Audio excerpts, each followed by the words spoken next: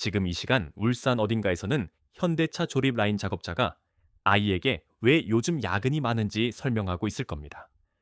화성 어딘가에서는 배터리 엔지니어가 오늘도 가족 저녁 식사를 놓치고 있겠죠. 서울 어딘가에서는 투자자가 차트를 들여다보며 우리나라가 전기차에 건 이 거대한 베팅이 과연 성공할지 고민하고 있을 겁니다. 이 영상은 바로 그분들을 위한 영상입니다. 2020년 12월 도요타 회장 아키오 토요다가 도쿄에서 기자들 앞에 섰습니다. 창업자의 손자이자 세계 최대 자동차 회사의 수장인 그가 전한 메시지는 경고였습니다. 전기차는 과대평가됐다는 겁니다.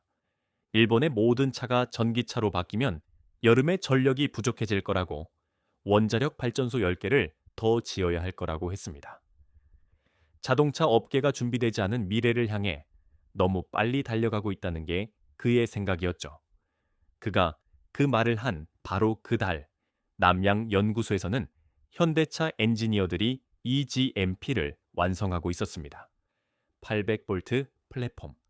울산 작업자들이 앞으로 4년간 아이오닉 5, EV6, EV9, 그리고 수많은 수상작들을 만들어낼 바로 그 기반이었습니다. 5년이 지난 지금 결과가 나왔습니다. 비교 자체가 민망할 정도입니다. 인도에서 현대차 전기차 판매량 작년 913대, 올해 6,726대, 12개월 만에 637% 증가입니다. 기아는 415대에서 2,731대로 558% 뛰었고요.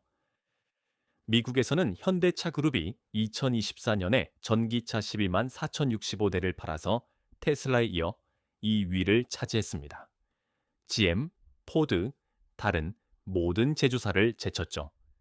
아이오닉 5 한 모델이 도요타 전기차 전체 판매량보다 많았습니다. 도요타는요, 작년에 1,080만 대를 판 세계 1위 자동차 회사가 순수 전기차는 전 세계에서 고작 139,892 대 팔았습니다.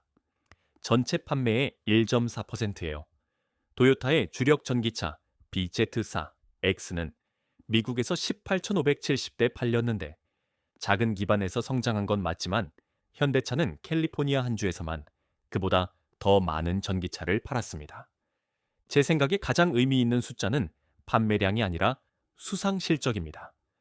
기아이 V6이 2022 연 유럽 올해의 차를 받았고 이 V6GT는 2023년 세계 퍼포먼스캐서 토요타 GR 코롤라를 40점 차이로 눌렀습니다. 이 V9는 2024년 세계 올해의 차와 세계 전기차 두 부문을 동시에 수상했는데 이건 어떤 차도 해본 적 없는 더블 수상이었죠. 그리고 이 V3이 2025년 세계 올해의 차 인스터가 2025년 세계 전기차를 가져갔습니다. 3년 연속 월드카 어워즈 석권. 역사상 어떤 제조사도 해내지 못한 기록입니다. 그리고 이건 한국 심사위원들이 준 상이 아닙니다. 32개국 100명의 국제 자동차 기자들이 투표한 결과예요. 세상에 천천히 가자고 했던 사람은 이제 6년 뒤에서 지켜보고 있습니다. 그래서 이게 왜 중요할까요? 투자자든 취업 준비생이든 다음 차를 뭘 살지 고민하는 분이든 말이죠. 이유는 이렇습니다. 현대차 그룹이 2028년까지 미국 투자를 260억 달러로 늘렸습니다. 조지아에 126억 달러짜리 메타 플랜트를 짓고 있는데 이건 미국 역사상 최대 규모의 경제 개발 프로젝트입니다. 국내에서는 68조 원을 투입해서 전기차 공장 3곳을 포함한 시설 확장을 추진 중이고요. 반면 혼다는 전동화 예산을 210억 달러나 삭감했습니다. 690억 달러에서 480억 달러로요. CEO가 전기차 출시를 5년 늦추겠다고 인정했고요. 닛산은 영업이익이 85% 폭락하면서 9천 명을 해고하고 있습니다. 국제연구기관 클라이밋 그룹은 이 추세가 계속되면 일본이 2040년까지 자동차 수출의 50%를 잃을 수 있다고 경고했습니다. GDP의 14%, 7천억 달러의 이익과 함께요. 이건 더 이상 회사 간 경쟁이 아닙니다. 누가 미래의 이동 수단을 만드느냐를 결정하는 구조적 전환이고 승자와 패자의 격차는 분기마다 벌어지고 있습니다. 앞으로 20분 동안 이게 어떻게 덮어놨는지 정확히 분석해 드리겠습니다. 한국을 앞서게 한 전략적 결정들, 일본을 뒤처지게 만든 실수들, 그리고 이 모든 게 여러분의 투자, 커리어, 다음 차 구매에 어떤 의미인지까지요. 세계 최대 자동차 회사가 기다리라고 할 때 우리 자동차 회사들이 전기차의 모든 걸 건 그 순간부터 시작하겠습니다. 현대와 기아가 어떻게 이렇게 앞서 나갔는지 이해하려면 2020년 1월로 돌아가야 합니다.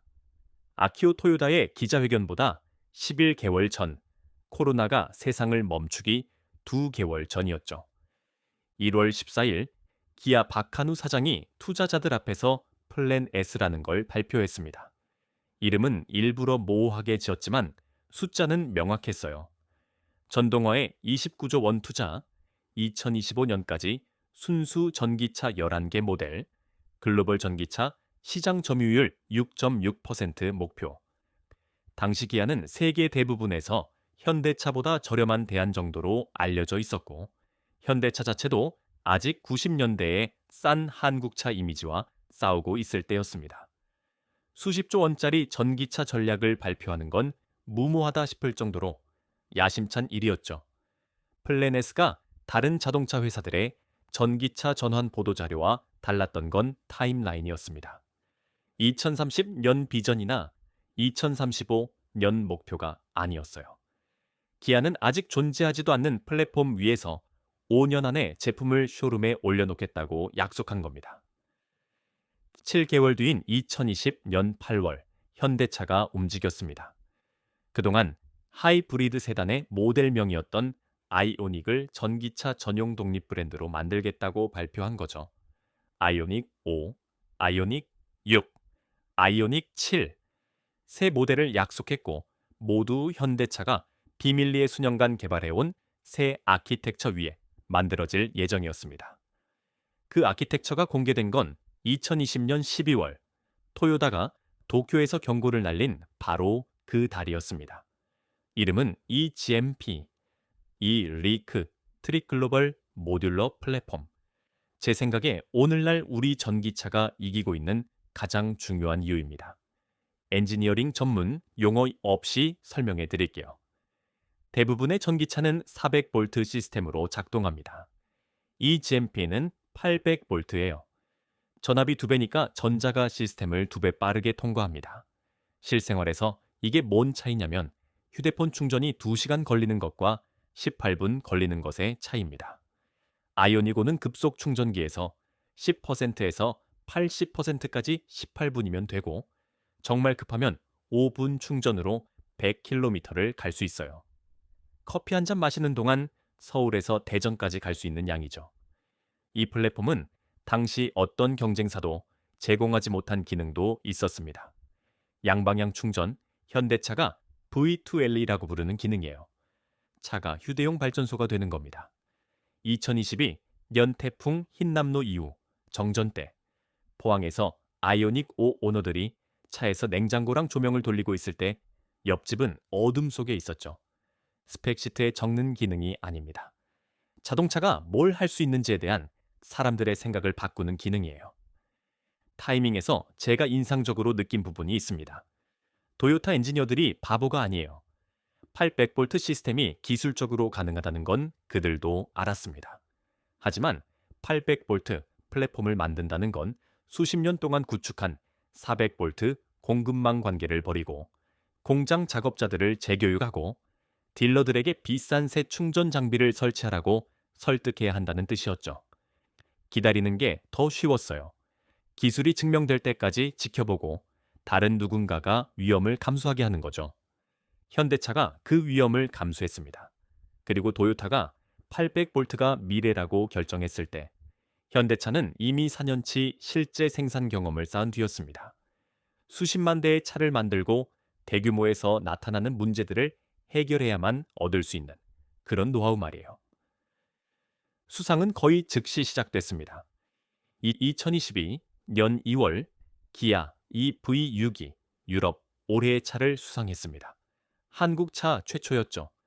23개국 59명의 자동차 기자들이 르노 메간 이테크, 현대 아이오닉 5, 포드 머스탱 마하이, 스코다 에냐크, iV, 푸조 308, 쿠프라본을 제치고 이 V6을 선택했습니다. 이 V6이 한국 차라서 이긴 게 아닙니다. 경쟁에서 최고의 차였기 때문에 이긴 거예요. 1년 뒤 2023년 4월 이 V6GT가 뉴욕 국제 오토쇼에서 세계 퍼포먼스 카를 수상했습니다. 최종 점수가 이야기해줍니다. 이 V6GT가 807점, 도요타 GR 코롤라가 767점, 닛산 제트가 720점, 한국 정의 크로스오버가 100명의 국제 기자들이 심사하는 퍼포먼스 경쟁에서 일본 스포츠카를 이긴 겁니다. 아직도 한국 차가 성능에서 일본 차를 못 이긴다라고 생각하는 분들이 있는데 그 시대는 끝났습니다. 2024년엔 전례 없는 일이 일어났습니다. 기아 EV9, 3열 정지, 게사우지 SUV. 이 세계 올해의 차와 세계 올해의 전기차를 동시에 수상했어요. 어떤 차도 이 더블을 달성한 적 없었습니다. 심사위원들은 이 V9가 전기 패밀리카가 뭘 수 있는지를 재정의했다고 했죠. 미국식 공간감, 유럽식 효율성, 한국식 기술력의 조합이라고요. 경쟁사들이 연승이 끝날 거라고 생각했을 때 2025년에 트로피 2개가 더 왔습니다. 기아 EV3의 세계 올해의 차, 현대 인스터의 세계 전기차. 10년 전만 해도 글로벌 애널리스트들이 빠른 추격자라고 폄하했던 회사들이 만든 차가 3년 연속 세계에서 가장 권위 있는 자동차상을 휩쓴 겁니다. 제 생각에 이 수상들이 의미 있는 건 트로피 자체가 아니라 브랜드 인식이 얼마나 빨리 바뀔 수 있는지를 보여주기 때문입니다. 10년 전이었으면 한국 차가 유럽 올해의 차를 받으면 이변이라고, 깜짝 뉴스라고, 우연이라고 헤드라인을 뽑았을 거예요. 지금은 당연한 겁니다. 놀라운 건 한국 전기차가 결선에 못 올라가는 경우죠. 이건 2020년에 내린 결정의 결과입니다. 시장이 따라올지 아무도 모를 때 수조 원을 투자하고 비평가들이 하이브리드면 충분하다고 할 때 수천 명의 엔지니어가 플랫폼을 개발하고 전동화를 선택이 아닌 필연으로 여기는 회사 문화가 만든 결과예요. 하지만 이 성공이 불편한 질문을 던집니다. 우리 자동차 회사들이 볼 수 있었던 걸 도요타와 혼다는 왜 못 봤을까요? 자원도 더 많고 엔지니어도 더 많고 글로벌 네트워크도 더 넓었는데요. 하이브리드를 발명하고 연료전지를 개척하고 수십 년간 연비 순위를 지배했던 회사들인데요. 그 답은 대기업이 어떻게 실패하는지에 대해 중요한 걸 알려줍니다. 한 단어로 시작하죠. 성공. 도요타가 실패한 건 인재나 자원이 부족해서가 아닙니다. 가장 큰 성공이 가장 큰 장애물이 됐기 때문입니다. 1997년 출시된 프리우스는 정말 혁명적이었습니다. 연비와 대중적 매력이 공존할 수 있다는 걸 증명했고 20년 동안 도요타가 친환경 자동차 담론을 지배했어요. 하이브리드 기술은 도요타라는 이름과 동의어가 됐고 회사는 환경을 생각하는 운전자들의 책임감 있는 선택이라는 정체성을 구축했습니다. 하이브리드 챔피언이 되면 생기는 문제가 있습니다. 하이브리드가 모든 것의 답이라고 믿기 시작한다는 거죠. 2010년대 중반 순수 전기차가 탄력을 받기 시작했을 때 도요타 경영진은 이를 다음 단계가 아닌 자신들의 핵심 우위에 대한 경쟁자로 봤습니다. 전기차를 받아들인다는 건 하이브리드가 과도기 기술이었다고 인정하는 것인데 20년 동안 고객들에게 하이브리드가 미래라고 말해온 회사가 전하기 어려운 메시지였죠. 그래서 전환 대신 도요타는 베팅을 2배로 늘렸습니다. 그리고 아키오 토요다가 그 전략의 얼굴이 됐죠. 2020년 12월 전력 부족 발언은 일회성 실수가 아니었습니다. 일관된 패턴의 시작이었어요. 2022년 12월에는 기자들에게 자동차 업계에 침묵하는 다수가 전기차만이 유일한 옵션이어야 하는지 의문을 품고 있다고 했습니다. 2023년 10월 일부 시장에서 전기차 판매 성장이 잠시 둔화되자 사람들이 드디어 현실을 보고 있다고 했어요. 한 분기 데이터를 수년간의 회의론에 대한 입증으로 해석한 거죠. 2024년 1월에는 전기차가 시장의 30%를 절대 넘지 못할 것이고 나머지 70%는 하이브리드, 수소, 연료전지가 차지할 거라고 예측했습니다. 이 발언들에서 제가 흥미롭게 보는 건 확신의 수준입니다. 토요타는 아직 확실하지 않다거나 데이터를 주시하고 있다고 한 게 아니에요. 다른 모든 사람이 틀렸고 토요타가 맞다고 세상에 말한 겁니다.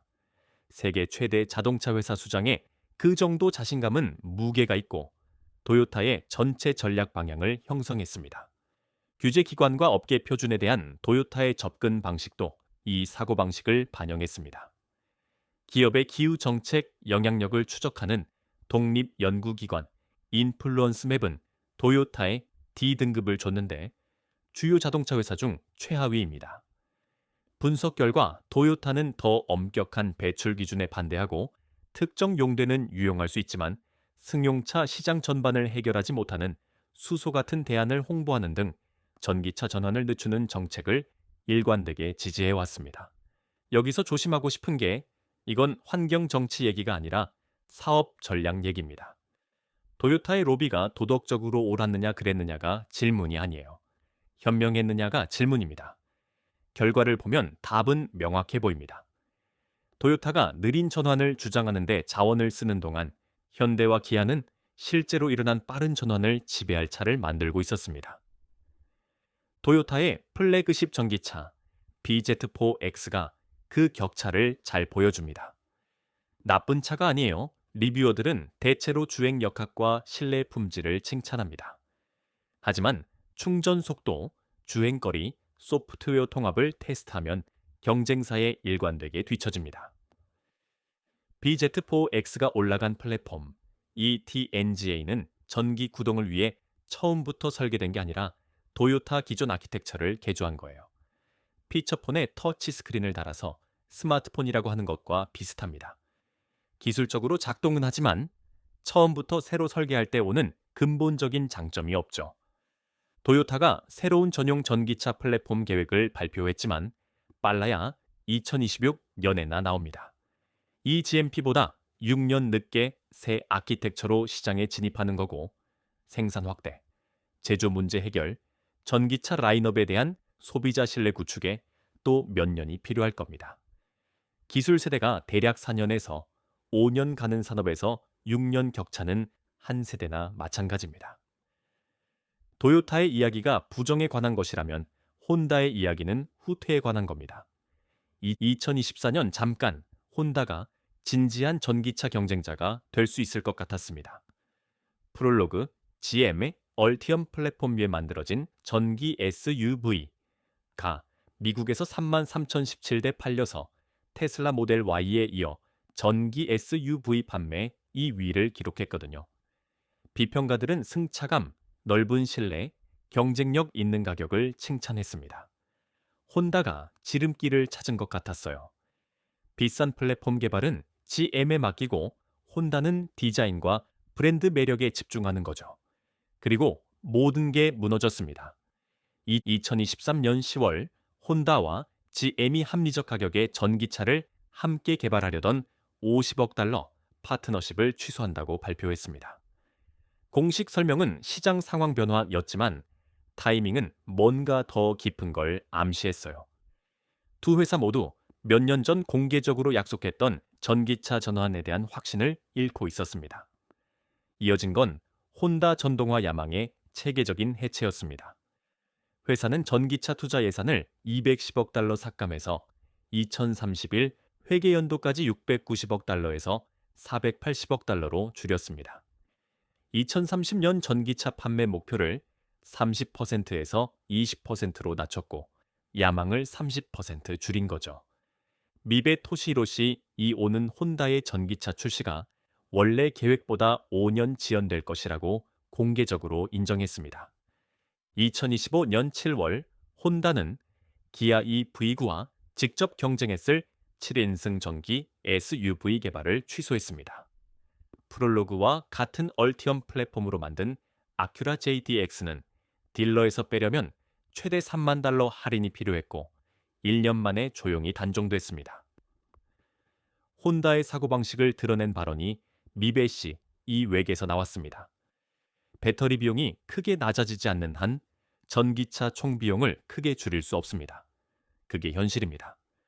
제 생각에 이 발언이 정확히 왜 혼다가 뒤처지고 있는지를 보여줍니다. 배터리 비용을 해결해야 할 문제가 아니라 기다려야 할 외부 요인으로 취급하고 있어요. 그 사이 현대차는 배터리 공장을 짓고 전고체 배터리 연구에 투자하고 공급망을 수직 통합하고 있습니다. 차이는 역량이 아닙니다. 확신이에요. 혼다는 상황이 나아지기를 기다리고 있고 현대차는 상황을 만들어가고 있습니다. 하지만 가장 극적인 교훈은 닛산에게 있습니다. 2010년 닛산이 리프를 출시했습니다. 주요 자동차 회사가 만든 최초의 대중시장용 전기차였죠. 혁명적이고 불완전하고 시대를 앞섰습니다. 리프는 평범한 가정도 전기차를 탈 수 있다는 걸 증명했고 전 세계적으로 65만 대 이상 팔려서 역사상 가장 많이 팔린 전기차 중 하나가 됐습니다. 수년간 닛산은 전기차 시장에서 넘볼 수 없는 선두였습니다. 그리고 거기서 멈췄습니다. 테슬라가 모델 S에서 모델 3으로, 모델 Y로 확장하는 동안 현대차가 EGMP를 개발하는 동안 폭스바겐 같은 전통적 라이벌들도 전기차 플랫폼에 수십억 달러를 투자하는 동안 닛산은 리프를 기반이 아닌 완성품으로 취급했습니다. 차세대 플랫폼을 개발하지 않았어요. 리프를 차량 패밀리로 확장하지 않았습니다. 초기 선두가 요구하는 규모의 충전, 인프라나 배터리 기술에 투자하지 않았습니다. 2024년 결과가 도착했습니다. 닛산은 영업이익 85% 하락을 보고하고 9,000명 해고를 발표하고 연간 800억 엔, 약 5억 1,900만 달러 적자를 예상했습니다. 대중 전기차를 개척한 회사가 이제 생존을 위해 싸우고 있었습니다. 2024년 말과 2025년 초 비즈니스 헤드라인을 장식했던 혼다와의 합병 시도는 닛산이 얼마나 추락했는지를 보여줬습니다. 보도에 따르면 혼다는 닛산의 자회사 지위를 받아들이라고 동등한 파트너가 아니라 본질적으로 혼다의 한 사업부가 되라고 요구했습니다. 한때 전기차 혁명을 이끌었던 회사에게 이건 엄청난 굴욕이었죠. 협상은 2025년 2월에 결렬됐고 두 회사 모두 이전보다 더 약해지고 취약해졌습니다. 일본 자동차 산업을 보면 씁쓸한 감정이 듭니다.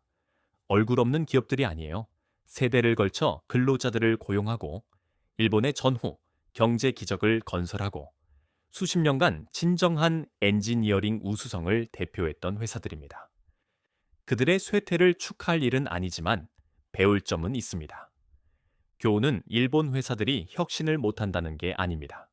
토요타가 현대 하이브리드를 발명했고 혼다가 포뮬러1을 지배한 엔진을 만들었고 닛산이 최초의 대중전기차를 만들었잖아요. 교훈은 과거의 혁신이 미래의 적합성을 보장하지 않는다는 겁니다. 모든 기술 세대는 경쟁을 리셋하고 현재 우위가 다음 시대로 이어질 거라고 가정하는 회사들은 대개 틀립니다. 이 경쟁이 지금 가장 극적으로 펼쳐지고 있는 시장으로 가보겠습니다. 앞으로 10년의 자동차 지배력이 결정될 곳이기도 합니다. 인도는 그냥 또 하나의 수출 시장이 아닙니다. 앞으로 10년간 글로벌 자동차 경쟁의 승자를 결정할 심판입니다. 지금 인도 판매 숫자가 다른 어떤 나라보다 중요한 이유가 있습니다. 인도는 중국과 미국에 이어 세계 3위의 자동차 시장입니다. 인구 14억 명, 빠르게 성장하는 중산층, 그리고 전기차 보급률은 아직 5% 미만이에요. 거대한 규모와 초기 도입 단계의 조합, 지금 브랜드 충성도를 구축하는 쪽이 세대를 걸쳐 혜택을 봅니다. 인도 정부는 수사가 아닌 정책으로 의도를 분명히 했습니다. PM E-드라이브 제도는 2026년 3월까지 전기차 도입에 약 1조 5천억 원을 투입합니다. 전기차는 GST 5%만 부과되는데 대형 내연기관차는 최대 40%까지 부과됩니다. 정부는 공공충전기 7만 2천 개 설치를 약속했고 주정부들은 연방 프로그램 위에 자체 인센티브를 더하고 있어요. 시장 분석기관 IMARC 그룹은 인도 전기차 시장이 2033년까지 1640억 달러에 달할 수 있다고 예측합니다. 이게 어느 정도냐면 대부분의 나라지 DP보다 크고 오늘날 거의 존재하지 않는 시장이에요. 현대와 기아가 일찍 인식하고 도요타와 혼다가 놓치고 있는 기회가 바로 이겁니다. 2025년 1월 판매 데이터가 한 장의 차트로 이야기를 전했습니다. 현대인도는 2025년에 전기차 6,726대를 팔았는데 전년 913대 대비 637% 증가입니다. 점유율이 1% 미만에서 4%로 올라가면서 인도 전기차 제조사 순위에서 7위에서 4위로 뛰어올랐어요. 기아의 궤적도 거의 동일했습니다. 2024년 415대, 2025년 2,731대, 558% 성장과 1.54% 점유율 확보. 이 숫자들은 우연이 아닙니다. 일본 경쟁사들이 놓치거나 무시한 인도 시장의 근본적인 걸 현대와 기아가 이해했기 때문에 가능했어요. 인사이트는 단순했습니다. 파는 곳에서 만들고 사람들이 사는 곳에 맞춰 가격을 책정하라. 2025년 1월 현대는 크레타 일렉트릭을 출시했습니다. 한국에서 수입한 게 아니라 첸나이 공장에서 제조한 거예요. 크레타라는 이름은 이미 인도 중형 SUV 시장을 지배하고 있었기 때문에 전기 버전은 기존의 브랜드 인지도와 신뢰를 갖고 출발했습니다. 42kWh와 51.4kWh 두 가지 배터리 옵션을 제공했고 큰 팩은 최대 473km 주행이 가능했어요. 가격은 약 17.99 라크 루피에서 시작하는데 대략 2,100만 원 정도고 정부 인센티브를 받을 수 있으면서 인도 중상류층 구매자에게 접근 가능한 수준입니다. 기아는 2025년 7월에 카렌스 클라비스 EV를 내놨습니다. 인도에서 완전히 제조된 최초의 기아 전기차예요. 크레타 일렉트릭처럼 인도인들이 이미 알고 신뢰하는 이름 위에 만들어졌고 글로벌 템플릿에서 수입하는 대신 현지 조건에 맞춘 가격과 사양을 적용했습니다. 제 생각에 이 현지화 전략은 신흥시장이 실제로 어떻게 작동하는지에 대한 더 깊은 이해를 반영합니다. 인도 소비자들은 단순히 가장 싼 옵션을 찾는 게 아니에요. 자기네 도로, 기후, 충전 인프라, 가족 구조에 맞는 차량을 찾습니다. 한국 고속도로와 한국 충전 네트워크를 위해 설계된 차가 뭄바이 교통과 인도 전력망에서 자동으로 성공하진 않습니다. 현대와 기아가 제품을 적응시키는 엔지니어링 노력에 투자했고 판매 성장이 그 투자의 성과를 보여주고 있어요.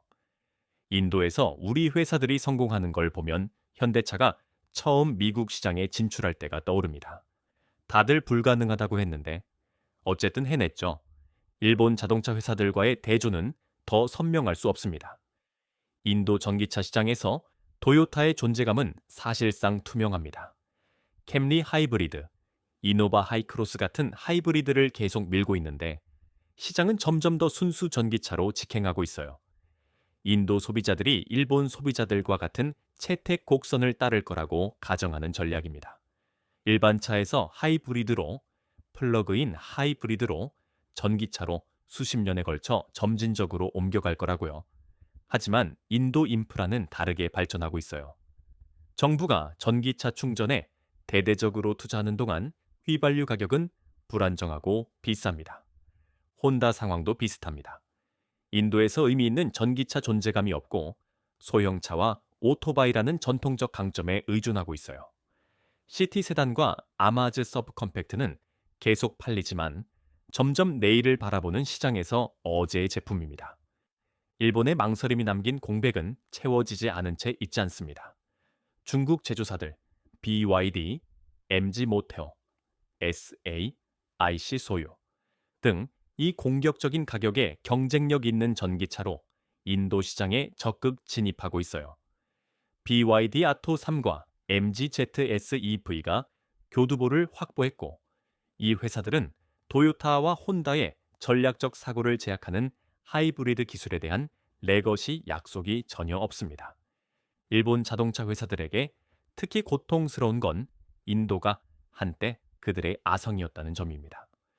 스즈키는 마루티 스즈키 합작을 통해 수십 년간 인도 자동차 판매를 지배했어요.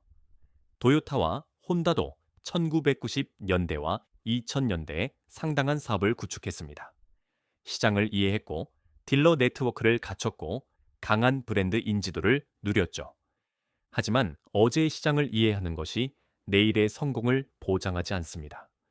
부모가 마루티와 혼다를 모는 걸 보며 자란 인도 소비자들이 이제 유튜브에서 전기차를 비교하고 포럼에서 주행거리 스펙을 읽고 부모에게서 물려받은 브랜드 충성도가 아니라 충전 속도와 배터리 보증을 기준으로 구매 결정을 내리고 있습니다.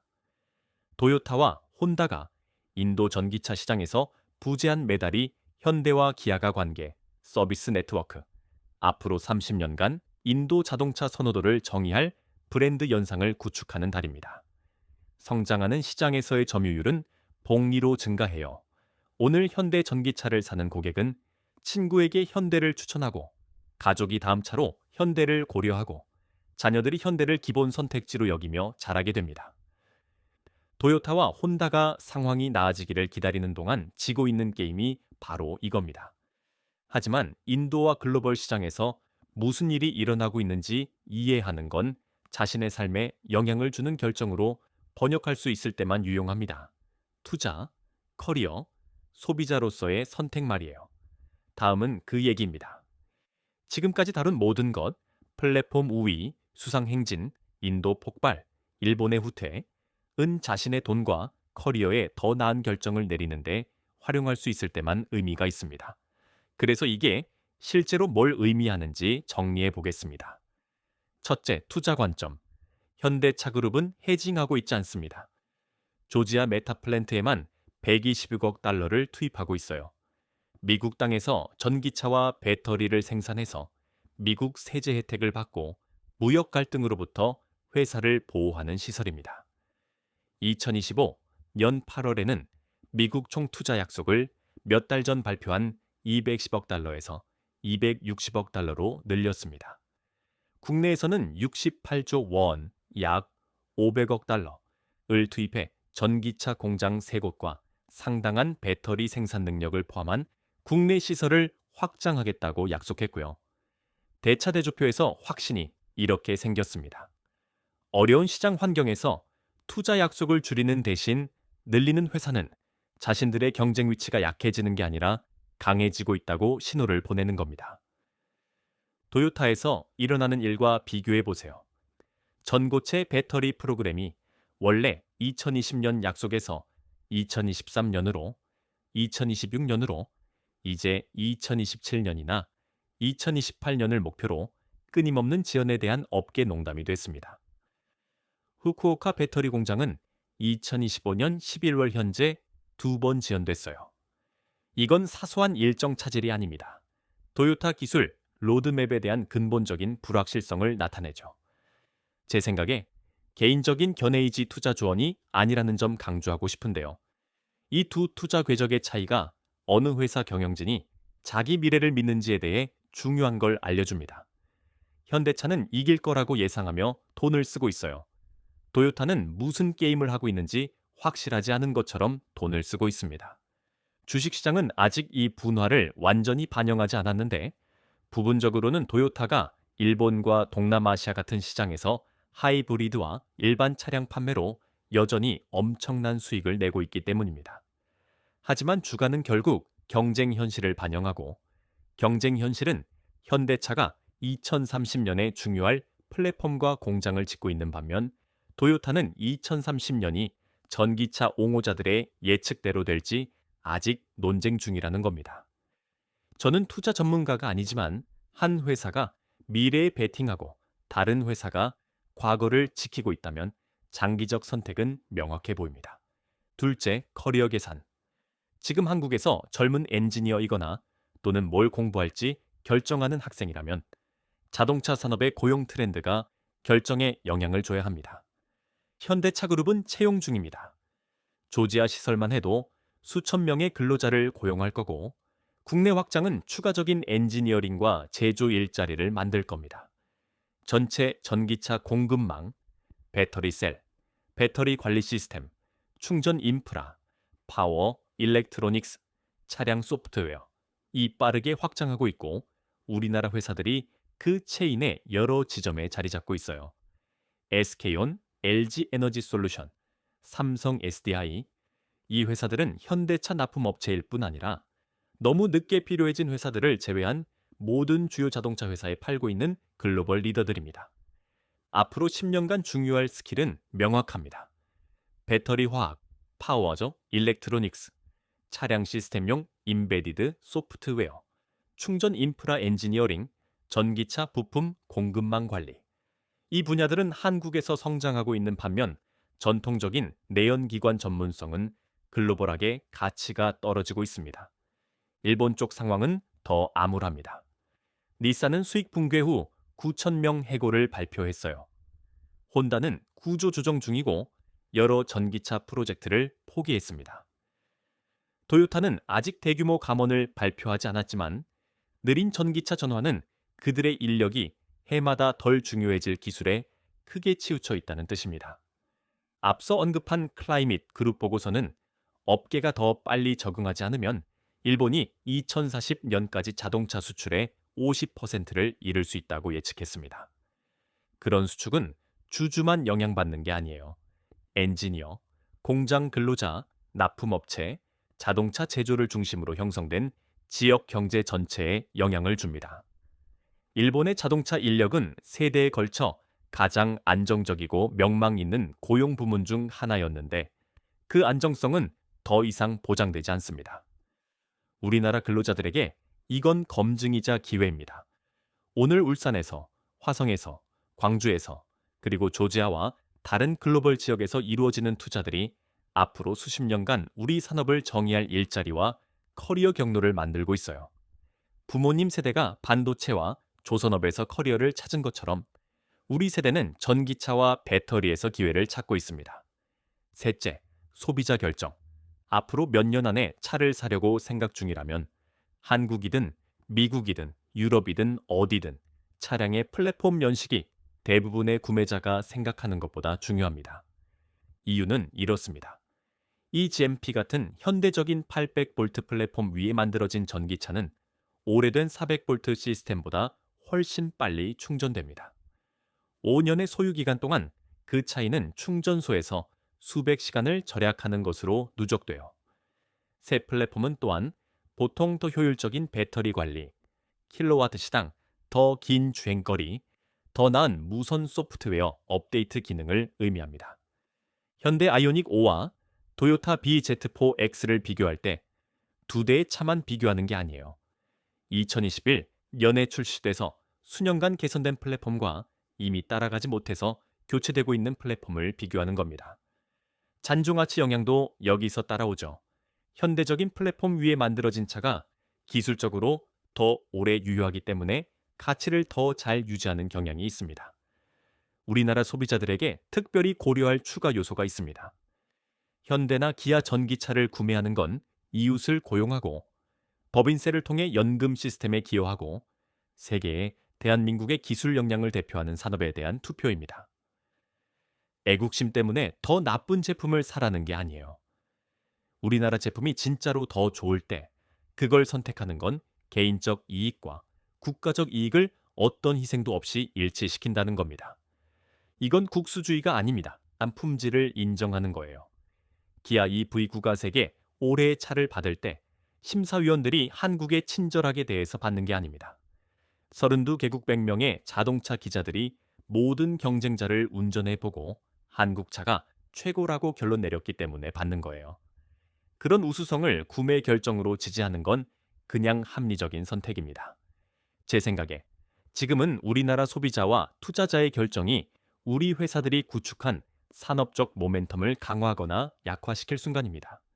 남양연구소 엔지니어들이 5년간 밤을 새운 건 우리가 습관적으로 도요타를 사라고 한 게 아니에요. 더 좋은 걸 만들었고 그걸 알아보는 고객을 받을 자격이 있습니다. 이 영상이 답해야 할 마지막 질문으로 가겠습니다. 이 모든 게 어디서 끝날까요? 따라잡을 수 있는 창이 대부분의 애널리스트들이 인정하고 싶은 것보다 빠르게 닫히고 있습니다.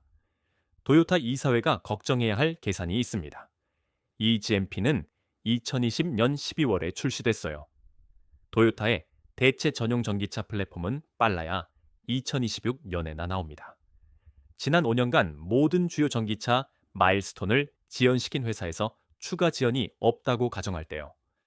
6년은 보도자료나 오토쇼 콘셉트카로 좁힐 수 있는 격차가 아닙니다.